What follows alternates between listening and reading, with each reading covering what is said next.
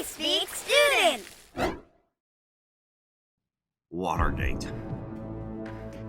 You've probably been caught doing something you weren't supposed to be doing at one point or another. Maybe someone spotted you sneaking into a second movie after paying for only one ticket. Well, no matter the circumstances, you probably didn't have a whole lot to lose, since you weren't in the public eye.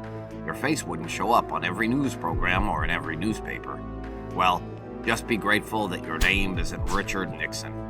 Nixon, a Republican, was running for re-election and needed to build a strong campaign. Unfortunately, he decided the best way to do so was to lie and steal. Despite the images the name Watergate might evoke, Nixon had nothing to do with destroying any large dams. Watergate was the name of the hotel where the Democratic headquarters were based, so the press decided to name the scandal after that hotel. One night, some men broke into an office inside the hotel and started going through files and attempting to plant listening devices. They were caught red-handed. Some immediately suspected that Nixon was involved, but there was no concrete proof just yet. One of the men, James McCord, claimed that he and his accomplices were paid to keep quiet during the ensuing trial so that Republicans could save face.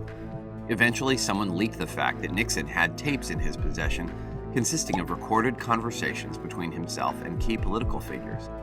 Nixon immediately fired the prosecutor in charge of the case in hopes that he wouldn't have to hand over the tapes, although it didn't keep 6 of his Republican aides from being convicted of hindering the investigation. The courts wore Nixon down over time, and eventually he caved. He handed over the tapes, even if some of them appeared to be missing or altered. Nixon did his best to argue his way out of most of the stuff that remained on the tapes. I am not a crook. But the part in which he was caught talking about distributing hush money to keep the burglars quiet was pretty incriminating. As it turned out, he was the one who probably should have kept his lip zipped.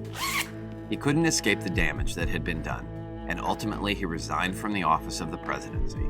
Corruption and politics often go hand in hand, but Nixon has set the bar pretty high.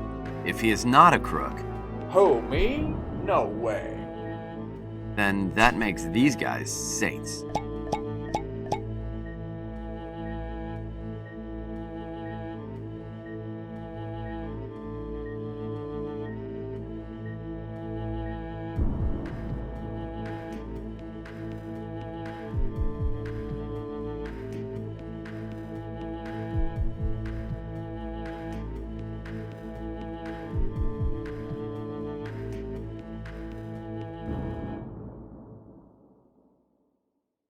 I am not a crook.